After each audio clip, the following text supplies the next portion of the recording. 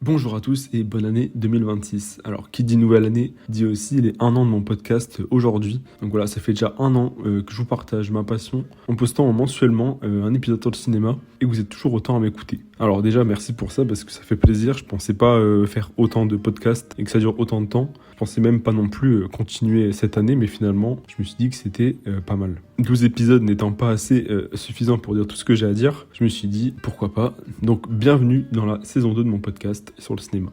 Alors aujourd'hui, comme il y a 1 an tout pile et comme vous l'avez vu au titre, je vais vous partager mon top de mes séances de l'année 2025. L'épisode 1, l'an dernier, ayant duré moins de 7 minutes avec très peu de films. Je vous donnerai pas mon top 5 cette fois-ci, mais plutôt mon top 10 de mes meilleures séances de l'année et ainsi que mon flop 10 aussi de mes pires séances de l'année. Je passerai évidemment par les mentions spéciales qui risquent d'être nombreuses. J'ai vu beaucoup de films cette année au cinéma et c'est important de parler des films qui sont pas dans mon top ou dans mes tops.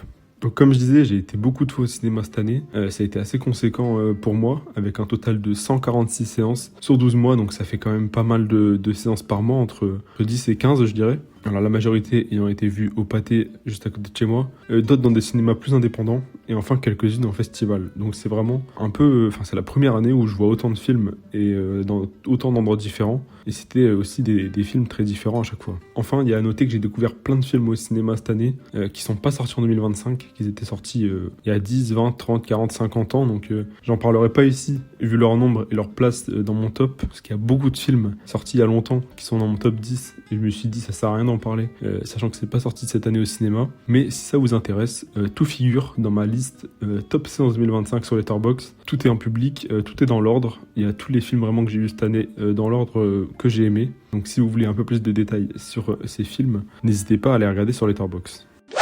Alors maintenant que je vous ai un peu recontextualisé mon année 2025, je vais vous parler de mon top 10. Alors je vais d'abord commencer par le 10 et revenir jusqu'au 1 pour garder un peu le suspense de ma meilleure séance de l'année. Et je vais commencer donc ce top 10 avec Nouvelle Vague de Richard Linklater, qui est donc sorti cette année évidemment, qui raconte le tournage de À bout de souffle de Jean-Luc Godard. Donc alors, À bout de souffle, c'est un film que j'ai pas du tout aimé quand je l'ai regardé. C'était le deuxième Godard que je regardais et j'étais un peu déçu par rapport au Mépris que j'avais déjà vu avant. Mais le fait de voir Nouvelle Vague, qui est un très bon film français, j'ai beaucoup aimé découvrir un peu les contraintes et le contexte de réalisation du film. Et ça m'a justement aidé à mieux comprendre À bout de souffle. Et pourquoi c'était fait comme ça et pas d'une autre manière. Et ça m'a aussi donné envie de le revoir. Donc je ne l'ai pas revu encore pour l'instant, mais j'ai envie de donner une deuxième chance à À bout de souffle. Je suis peut-être passé à côté une fois, mais souvent la deuxième fois ça me plaît beaucoup plus, donc pourquoi pas retenter. Nouvelle Vague qui est vraiment un film très bien fait, qui m'a entraîné tout le long. On voit plein de réalisateurs de l'époque de la Nouvelle Vague, c'était franchement très très bien.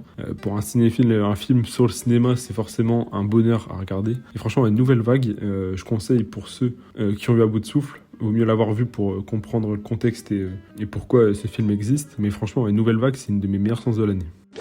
Je continue mon top avec un autre film français, L'épreuve du feu de Aurélien Impert. Donc c'est un film que je suis allé voir sans trop connaître, sans avoir vu la bande-annonce ni rien. Je me suis dit pourquoi pas, ça avait l'air sympa. L'affiche me plaisait, donc je me suis dit pourquoi pas tenter. En fait, c'est une histoire avec des jeunes à peu près de mon âge, et du coup ça qui m'a aussi beaucoup plu, c'est qu'il y a un peu une identification aux personnages, aux différents personnages, au groupe, aux ambiances, aux musiques, au déroulé du film. En fait, c'est un film qui est hyper simple, hyper basique. Et en fait, c'est ça qui m'a plu, c'est qu'il n'y avait pas d'artifice et c'était vraiment une histoire un peu de tranche de vie, quoi. C'est un truc assez sympa, assez quotidien qu'on pourrait connaître avec des jeunes qui vivent plusieurs histoires, que ce soit d'amour, d'amitié ou d'autres familiales par exemple. C'est vraiment un film qui m'a évadé pendant 1h40 je crois, et ça m'a vraiment beaucoup plu. Je pensais pas qu'il se retrouvait dans mon top 10 de l'année, mais franchement je conseille pour ceux qui aiment bien les films dans ce genre là, c'est très très bien.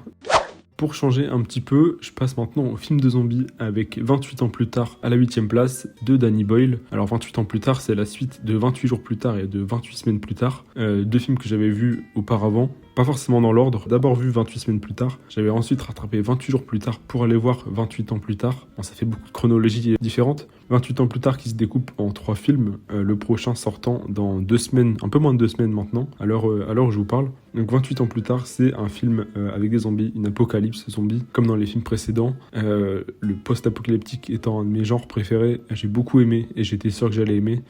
La manière dont c'était raconté par la suite, on va dire, des 2 précédents, même si c'est pas une suite logique. J'aime beaucoup ce côté survie, un peu à la The Walking Dead, enfin toutes les séries, un peu les films zombies comme ça. C'est vraiment mon trip de ouf. Et donc voilà, 28 ans plus tard, film de zombies, de l'action, c'était vraiment très bien fait. J'ai hâte de voir le prochain là qui sort dans quelques semaines. Et franchement, je vous conseille, si vous connaissez pas ou si vous avez jamais vu, de peut-être rattraper quand même 28 jours et 28 semaines avant d'aller voir les suivants. Et franchement, ça vaut le coup et c'est très très bien en termes de film de zombies. Comme vous le savez, je me mets de plus en plus à l'horreur et cette année, Bring Her Back est à la 7ème place de mon top 10. Bring Her Back, donc des frères Philippou, et qui raconte l'histoire, une histoire d'horreur, donc avec un enfant dans une maison avec une dame. Et il va se passer pas mal de choses dedans, des choses auxquelles je m'attendais pas du tout.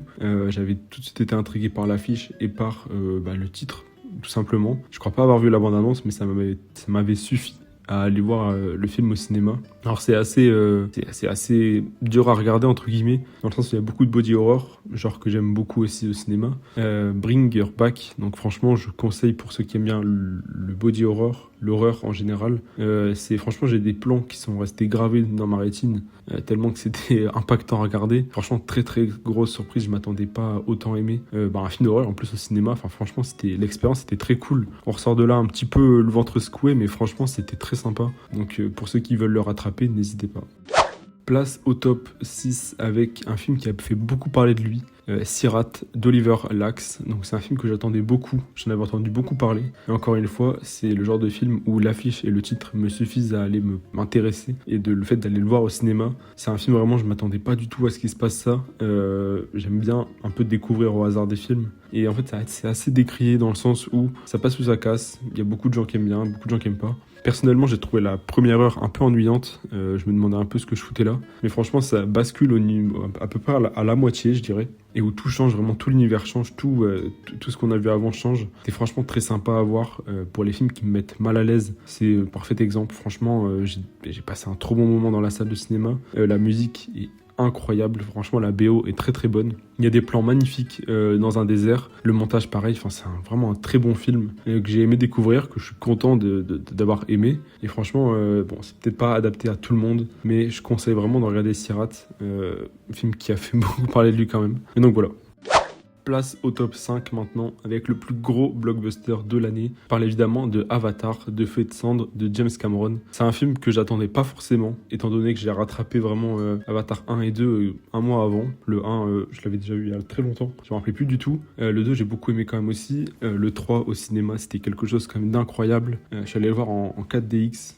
C'était ma première séance 4DX par ailleurs. Et franchement, j'ai beaucoup aimé. Alors, pas forcément tant sur le fond de l'histoire, mais alors sur la forme et sur l'expérience en 4DX, c'était franchement fou. J'avais jamais vécu ça avant. Franchement, c'était parfaitement le genre de film que je voulais pour découvrir la 4DX. Pour revenir au film et laisser de côté l'expérience en salle, c'était pas mal. Franchement, j'ai bien aimé voir la suite, donc forcément du Avatar 1 et 2. Je m'attendais quand même à avoir plus de feu et de la tribu du feu, parce que c'est quand même le titre du film. On aurait dit qu'il se rapprochait un peu du 2, donc c'est ça qui était un peu dommage. Niveau histoire, franchement, bon, on va pas en demander beaucoup, c'est un peu comme le 1 et le 2, ça reste dans la même tonalité, il ne se passe pas grand chose, voire il y a beaucoup de copies du numéro 2.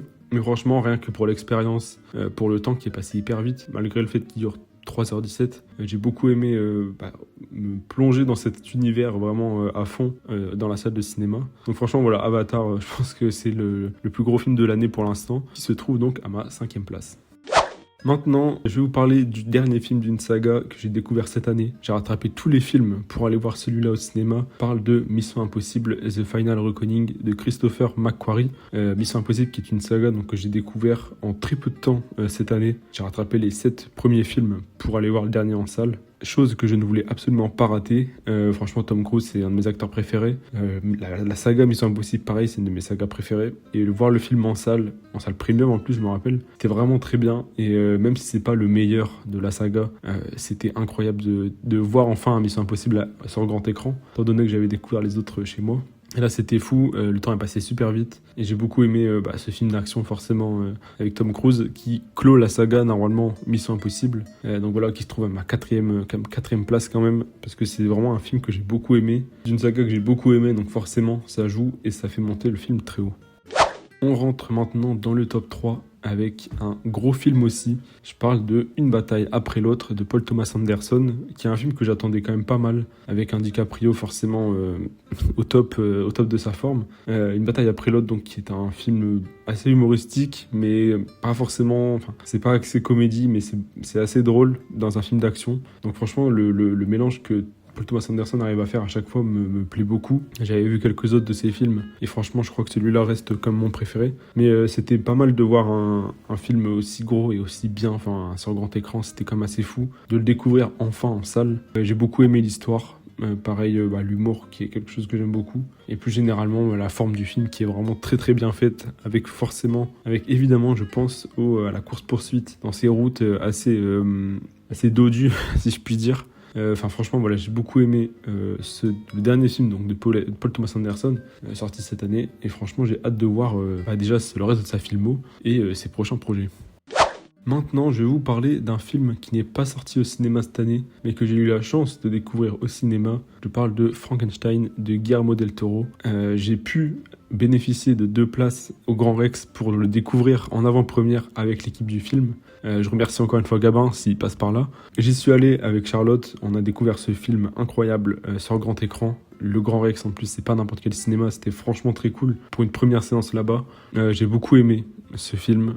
Frankenstein, c'était pas forcément un monstre ou une créature en tout cas que j'aimais particulièrement, mais le casting a suffi à m'intéresser. Le réalisateur aussi, qui est un réalisateur que j'aime beaucoup. Et puis encore une fois, l'expérience au Grand Rex, c'était quelque chose de d'abord voir l'équipe du film avant, de voir ce film de quasiment 3 heures je crois, sur grand écran. Enfin franchement, c'était très très très sympa de découvrir ce film que je place donc dans mes séances de cinéma de l'année, même si il est sorti sur Netflix par la suite. Et franchement, j'ai beaucoup aimé Frankenstein, que ce soit au niveau de l'histoire, des chapitres, des personnages aussi, des effets spéciaux, des décors. Enfin, tout était assez immersif comme expérience. C'était vraiment très beau. La BO, pareil, est magnifique, que j'écoute assez souvent.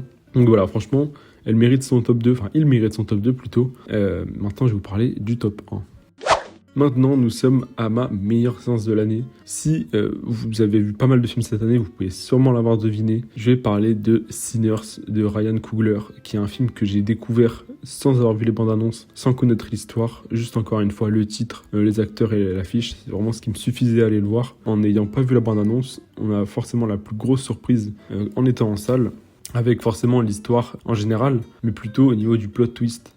Je vais pas spoil pour ceux qui l'ont pas vu, mais ce twist qui surgit à n'importe quel moment, ça m'a vraiment beaucoup plu, et comme je m'y attendais pas, c'était vraiment l'effet de surprise à son comble. C'était vraiment très surprenant de voir ça à ce moment-là. Je parle évidemment pas des acteurs ou de la BO ou des plans qui sont vraiment magnifiques, mais franchement c'est ma meilleure séance de l'année en termes de sensations, d'émotions, de ressenti. Enfin, c'était vraiment une séance cette année qui m'a beaucoup plu et qui est montée tout de suite dans mes meilleures séances de l'année, forcément dans ses sorties 2025. Michael B. Jordan, qui est un acteur que j'aime assez bien. J'ai pas vu beaucoup de films avec lui, mais le fait qu'il joue les 2 persos, ça m'a déjà beaucoup plu. C'était très bien fait, très très surprenant. Enfin, franchement, Sinners, c'est un film que j'aurais pas de mal à revoir, même si forcément en salle, c'est beaucoup mieux à voir que sur un écran de télé ou d'ordinateur. Mais si je pouvais le revoir au cinéma, je foncerais direct.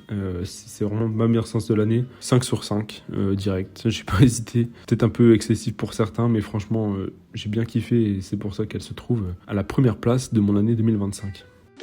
Maintenant que je vous ai fait mon top 10 de l'année, j'ai trouvé ça intéressant de vous partager mon flop 10, comme l'an dernier, un peu plus long comme je disais au début du podcast. Donc voilà, je parlais de 10 films, mes pires séances de l'année.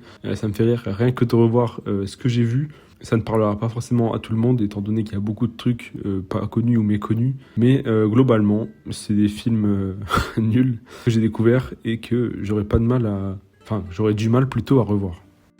Ce flop 10 n'engage donc que moi, tout comme mon top 10 auparavant. C'est purement subjectif, il n'y a pas de problème sur ça. Je commençais avec BADH, donc à la 10e place, de Guillaume de Fontenay. Alors j'ai très peu de souvenirs parce que ça m'a pas du tout marqué. J'ai dû mettre 2 étoiles sur 5 je crois. C'est un film d'action français il me semble, mais qui était pas terrible, qui était vu et revu. L'histoire elle m'a pas transcendé, enfin franchement je sais pas pourquoi j'ai décidé d'aller voir ça. Quelques mois après ça me fait bizarre d'ailleurs d'être allé voir ça, parce que j'y retournerai pas aujourd'hui quoi. Donc voilà, je vais pas en parler longtemps parce qu'il y a pas grand chose à dire, et c'était vraiment un film passable à la télévision quoi, c'est tout. À la 9e place du flop 10, je vais parler des Condés, de Nordine Sali et Riyad Luc Montel, donc avec l'équipe des Secpa que j'avais déjà vu auparavant. C'était assez marrant, j'ai mis 2 étoiles aussi, je crois, c'était comédie française comme on a l'habitude de voir. Ouais, il y avait quelques vannes qui étaient drôles, mais sinon dans l'ensemble c'était vraiment pas terrible, et c'est pour ça qu'elle se trouve aussi bas dans mon top de l'année. Ouais, voilà, ça reste passable, c'est une comédie qui se regarde un après-midi au show à la maison, mais au cinéma, franchement, voilà, ça m'a pas transcendé, et je m'y attendais un petit peu avant d'aller le voir. À la 8e place du flop 10, je vais vous parler du film Les Schtroumpfs, l'énième film sur les Schtroumpfs, parce qu'il y en avait déjà beaucoup. Il y en avait eu 2 en live action que j'avais beaucoup aimé petit avec mon frère. Celui-là, donc sorti cette année de Chris Miller, une histoire aussi vue et revue, pas transcendant. Y a rien d'intelligent entre guillemets. Enfin, étant donné que c'est un film pour enfants, il n'y a pas de morale, il y a pas de. C'est vraiment, ça sert à rien quoi. C'est des vannes déjà faites, une histoire déjà faite. L'animation était plutôt pas mal, je me rappelle, j'avais bien aimé. Mais sinon, à part ça, c'est vite oubliable et c'est franchement pas terrible à regarder. Surtout que les Schtroumpfs c'est assez vaste comme univers et comme produit dérivé et comme contenu aussi dérivé en termes de dessin animé ou de film. Donc franchement, c'est vraiment pas le meilleur à aller voir. Même pour un enfant, je montrerai pas ça. Maintenant, je vais vous parler d'un film qui a fait beaucoup parler de lui, bien avant sa sortie d'ailleurs, et encore bien après. Je parle de Minecraft, le film de Jared Hess. Alors Minecraft étant mon jeu vidéo préféré, j'avais très hâte de voir le rendu. Même petit, j'avais trop hâte, je voulais trop voir un film Minecraft au cinéma. Mon rêve de gosse se réalise quelques années plus tard, et au final, c'était de la bonne grosse merde, avec un casting à chier, franchement. Vous connaissez mon amour pour Jack Black et Jason Momoa. J'en ai déjà parlé dans un de mes podcasts précédents, il me semble. Et franchement, voilà, Minecraft, le film, j'y suis allé parce que voilà, j'aime bien l'univers, tout ça, mais je savais que c'était raté. Dès la bande-annonce, on savait que c'était foiré, et on dirait vraiment que c'est un film fait par des gens qui n'ont jamais joué, ou que c'est écrit par une IA de merde. Enfin bref, ça respecte pas du tout le jeu, ça respecte pas du tout les fans. Franchement, c'est de la merde que je préfère oublier, même si, encore une fois, Minecraft est mon jeu de cœur. Mais si on pouvait refaire un film Minecraft meilleur, ça m'arrangerait, parce que là, c'était vraiment pas terrible et ça donne une mauvaise image, entre guillemets, du jeu, alors que c'est pas du tout la même histoire que dans le film. Le 2 étant prévu pour je ne sais quelle année, j'ai peur que ça soit encore pire. À moins qu'ils fassent un meilleur truc, mais bon, ça m'étonnerait. Le niveau animation et fond, les effets spéciaux, c'était c'était pas tout le temps très beau. Il y avait très peu de vrais décors finalement. Donc voilà, ça peut certainement plaire aux enfants, mais personnellement, pour un grand enfant comme moi, ça m'a pas plu du tout. Même s'il y avait quelques bonnes idées et bonnes références au jeu. Et sinon, globalement, c'était vraiment un scénario assez vu et revu, dans un contexte mal fait et dans une histoire vraiment pas terrible.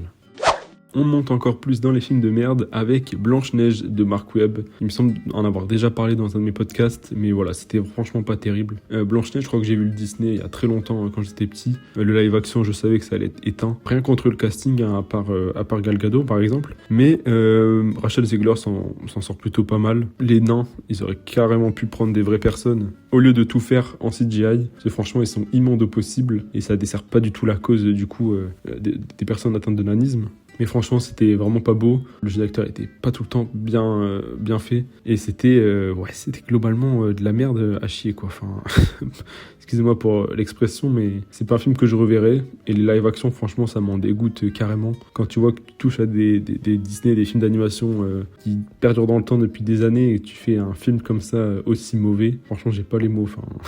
J'ai beaucoup soufflé pendant ma séance. Il y a juste la musique des nains qui m'a plu, parce que franchement, voilà, c'est une petite pépite quand même. Mais à part ça, Blanche-Neige en live action, c'était vraiment nul. On rentre dans le top 5 avec le dernier film au cinéma que j'ai vu cette année, enfin en 2025 plutôt. Je parle de La femme de ménage de Paul Feig, qui est encore une fois une adaptation d'un livre. En dehors des problèmes avec Sydney Sweeney, le film est très mauvais. Il y a le jeu d'acteur, franchement, il fait peur à voir. L'histoire, elle est beaucoup trop longue. Faire un film de 2h15 sur ça, en 1h45, c'était plié, franchement. J'ai soufflé un nombre incalculable de fois. Et surtout, le pire aspect, je pense, c'était vraiment la longueur. Arrivé à la moitié, je me suis dit, ah, c'est bien, le film est fini et tout, c'était sympa. Et là, je vois qu'il reste 1h15, j'ai fait, ah ouais, d'accord. On est vraiment sur un rythme à chier. Et le fait de l'avoir vu en VF, je n'avais pas le choix, malheureusement. Ça rend tout gênant. Déjà que ça devait être gênant de base, mais alors c'était encore plus gênant. T'as des dialogues ou des punchlines qui sont vraiment cringe au possible. Et puis sans parler de l'histoire un peu qui tourne en rond, tout ça, enfin c'était vraiment pas terrible. Je ne sais pas ce que vaut le livre à côté, je l'ai pas lu malheureusement. Je me suis dit pourquoi pas tenter le film sans avoir lu le livre d'origine.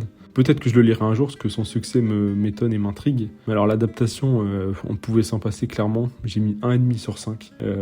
C'est vraiment une note très basse que je mets très rarement. Mais alors là c'était mérité parce que franchement, je sais pas comment on peut faire des films nuls comme ça quoi.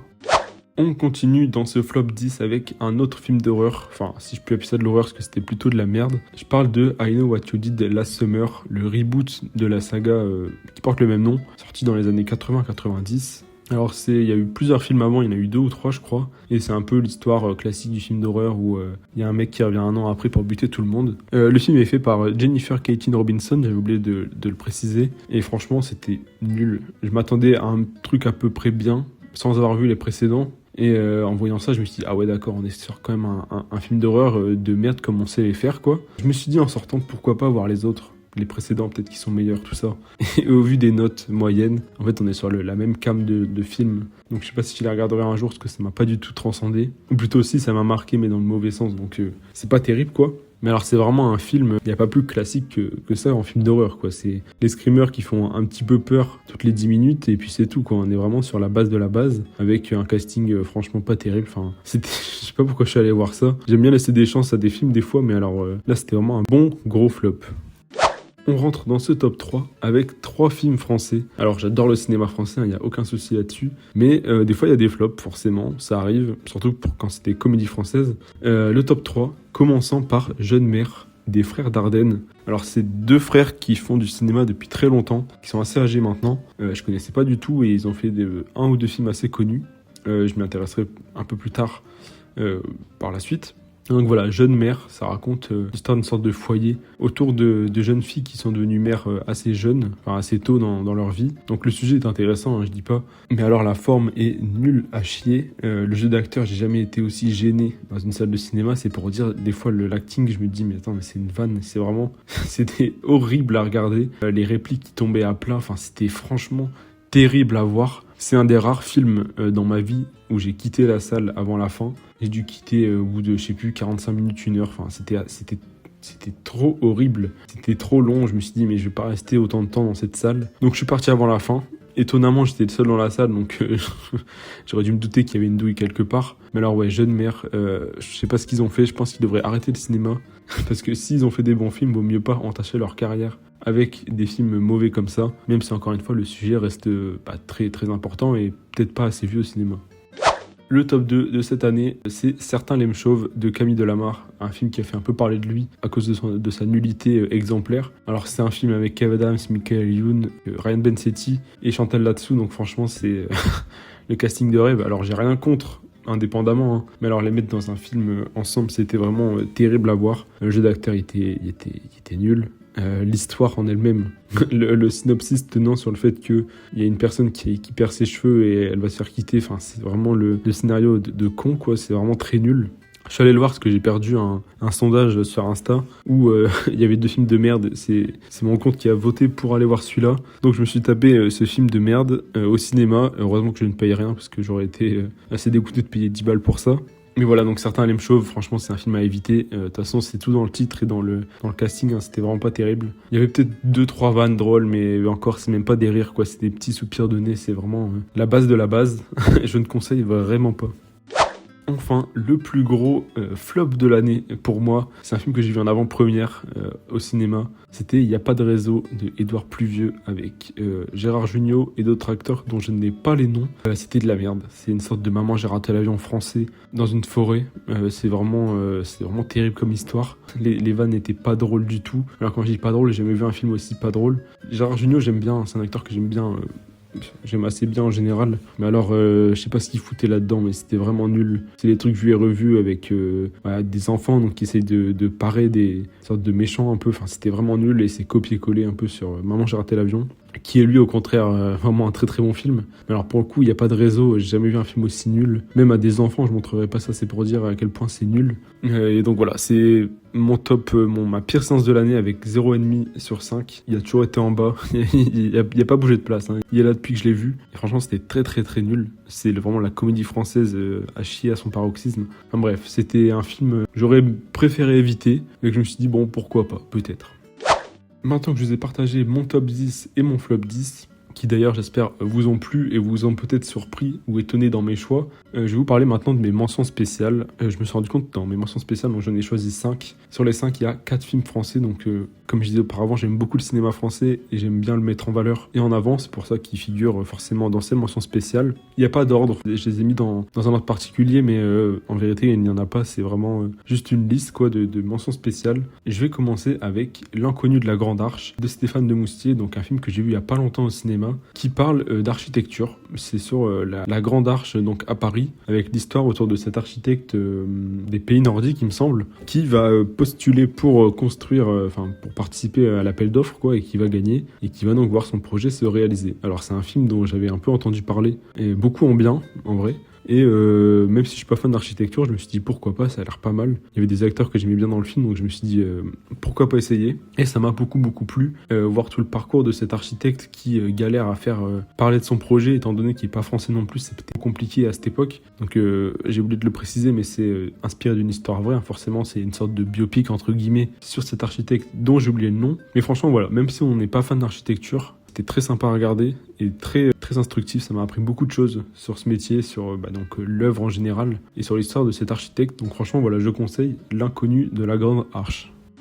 Je vais maintenant parler de L'amour c'est surcoté de Mourad Winter, une comédie romantique portée par Laura Felpin et Hakim Djemili, deux acteurs que j'aime beaucoup en général et quand je regarde leurs films. J'ai beaucoup aimé l'humour dans le film, franchement il y avait des très bonnes vannes qui m'ont fait beaucoup rire dans la salle. Il y avait une assez bonne ambiance avec tous les gens dans la salle, on rigolait quand même beaucoup entre nous. La relation entre les deux personnages était vraiment très bien faite, on ressentait vraiment tout, et franchement ça pourrait pas paraître comme ça avec le titre ou avec l'histoire, mais franchement c'était très surprenant qu'avec Hakim Djemili, qui est un acteur que j'aime beaucoup et qui me fait beaucoup rire en général, et là franchement c'était un très bon film qui m'a fait ressentir pas mal de trucs, parce que comme ça parle d'amour aussi en même temps, c'était vraiment très beau, le fait qu'il y ait de l'humour et de l'amour, c'était franchement deux trucs que j'aimais beaucoup et que j'ai beaucoup aimé voir au cinéma. Et donc voilà, L'amour c'est surcoté, pour ceux qui l'ont raté, c'est franchement très sympa. C'est 1h40, ça passe tout seul, c'est drôle, c'est touchant, c'est vraiment, franchement très belle découverte. Et encore une fois, faut pas se fier au titre. Le titre, c'est vrai qu'il aurait pu être un peu mieux choisi, mais franchement, ça m'a beaucoup plu et j'hésiterai pas à le revoir d'ici là, quoi. Encore un autre film français dans mes mentions spéciales. Je parle de Classe moyenne d'Anthony Cordier, qui est une sorte de Parasite un peu à la française, avec un casting vraiment que j'ai adoré. Alors j'ai plus tous les noms, mais il y a Ramzy, Laurent Lafitte, Laure Calamy et j'ai oublié la dernière. Mais voilà, c'est un film qui parle des disparités entre les pauvres et les riches. C'était vraiment très drôle, il y avait vraiment beaucoup de vannes qui m'ont fait rire. L'histoire, comme je disais, un peu à la Parasite, pour ceux qui connaissent. Franchement, ça m'a assez surpris. J'ai beaucoup aimé le voir et je pense que je pourrais le revoir une deuxième fois dans les semaines à venir. Parce que ça m'a vraiment beaucoup plu, beaucoup fait rire. Les acteurs, j'ai beaucoup aimé leur jeu, leur personnage. Franchement, c'était très sympa de voir un pari comme ça, enfin assez, pas forcément risqué, mais assez osé et qui m'a beaucoup plu au final. On fait un petit tour du côté des États-Unis maintenant, avec une autre comédie que j'ai beaucoup aimée, d'une trilogie que j'avais regardée il y a quelques mois. Je parle de Y a-t-il un flic pour sauver le monde avec Liam Neeson et Pamela Anderson d'Akiva Schaffer. Donc alors c'est un film, pour ceux qui connaissent un peu l'univers, c'est vraiment une très bonne suite pour moi. La trilogie originale avec Leslie Nielsen, qui est un acteur qui me fait énormément rire dans ses rôles à chaque fois stupides au possible. Donc là, dans ce film-là, on suit l'histoire de son fils. Et en fait, ça reste vraiment dans la même vibe avec des vannes très bien faites, très bien recherchées. C'est vraiment pas des vannes classiques, on va dire. C'est vraiment propre à cet humour absurde. L'absurde étant un genre que j'adore énormément au cinéma et que je raffole de voir des films comme ça. Voir cette suite, entre guillemets, même si ça se suit pas directement, c'est franchement très drôle. Il y a beaucoup de vannes visuelles, auditives, enfin c'est vraiment, il y a un rythme effréné, quoi. T'as pas le temps de finir de rire, qu'il y en a déjà une par la suite. Et je pense que c'est un film à voir plusieurs fois pour capter toutes les vannes qu'on entend et qu'on voit. C'est un film qui m'a fait énormément rire. La salle de cinéma aussi, pareil, on était beaucoup à rire en même temps et pour des vannes qu'on captait plus ou moins, parce qu'il y a pas mal de références aussi à différentes époques, à différentes choses. Donc c'est vraiment pas facile de tout avoir et c'est vraiment des films que je pourrais revoir sans modération parce que c'est vraiment un humour qui fonctionne beaucoup sur moi et qui me fait beaucoup rire à chaque fois. Et là, le fait de revoir une sorte de remake, enfin pas un remake, mais plutôt une suite, un reboot de cette trilogie absurde, ça m'a vraiment beaucoup plu.